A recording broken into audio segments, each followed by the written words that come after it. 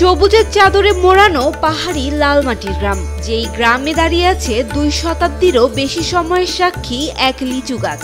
ময়মনসিংহের ফুলবাড়িয়া উপজেলার হাতিলেট বিলপাড়া গ্রামের আনোয়ার হোসেন আকন্দের বাড়িতেই রয়েছে বিশাল আকারের মাদ্রাজি লিচু গাছটি। কয়েক গ্রাম দূর থেকেও দেখা যায় গাছটির মাথা। গত মৌসুমে শুধু এই একটি গাছ থেকেই বিক্রি হয়েছে প্রায় 70,000 টাকার লিচু। জানান প্রতিদিনই দূর দূরান্ত থেকে মানুষ আসে এই শতবর্ষী লিচু গাছটি দেখতে। কেউ আসে ছবি তুলতে, কেউ ইতিহাস জানতে।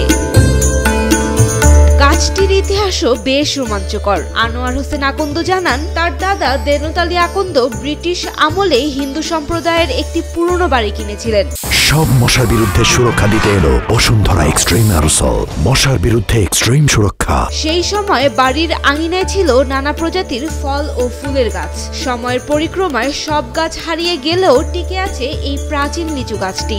ধারণা করা হয় কোনো হিন্দু পরিবারের সদস্য ভারত থেকে মাদ্রাজি জাতের এই লিচুর চারা এনে রোপণ করেছিলেন। গাছটির আকার এতই বিশাল যে লিচু পাড়তে মই বেয়ে উঠতে হয়। মৌসুমী পাখির হাত থেকে ফল রক্ষা করতে গাছের ডালে বানানো হয়েছে মাচা, সেখানে রাত যাপনও করেন লোকজন। এত প্রাচীন গাছ হলেও এতে এখনো কোনো রোগবালাই দেখা যায়নি। আনোয়ার হোসেন জানান, বয়স বাড়লেও লিচুর মান কমেনি, বরং ফল আরো মিষ্টি ও রঙে উজ্জ্বল হয়েছে। অন্য মাদ্রাজি লিচুর তুলনায় এর বিচি ছোট, অনেকগুলোতে আবার বিচিও নেই, তাই এটি খেতে আরো সুস্বাদু। গাছের জাতটি রক্ষা করতে আনোয়ার হোসেন 35টি কলম চারা রোপণ করেছেন, সেগুলোতেও ফল আসা শুরু হয়েছে।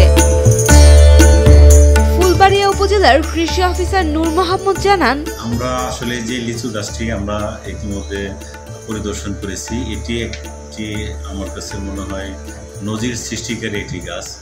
আমরা সাধারণত জানি যে লিচু গাছের গড় আয়ু 40 থেকে 50 বছর সাধারণভাবে, যদি সাধারণভাবে লালন পালন করা হয়।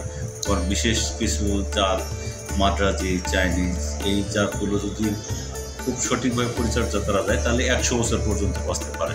কিন্তু আমরা এই যে গাছটি দেখতে পাচ্ছি, এটি ইতিহাস বলে এটি প্রায় 150 বছরের বেশি অলরেডি অতিবাহিত করেছে। সেক্ষেত্রে কৃষকের ভাষ্যমতে এটি হচ্ছে মাদ্রাজি লিচু, কিন্তু আমরা সচরাচর যে মাদ্রাজি লিচুটা দেখি তার থেকেও এর কোয়ালিটি আরও অনেক বেশি উন্নত।